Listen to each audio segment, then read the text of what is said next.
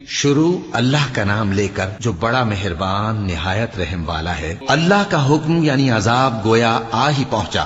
تو کافرو اس کے لیے جلدی مت کرو، اور یہ لوگ جو اللہ کا شریک بناتے ہیں وہ اس سے پاک اور بالاتر ہے۔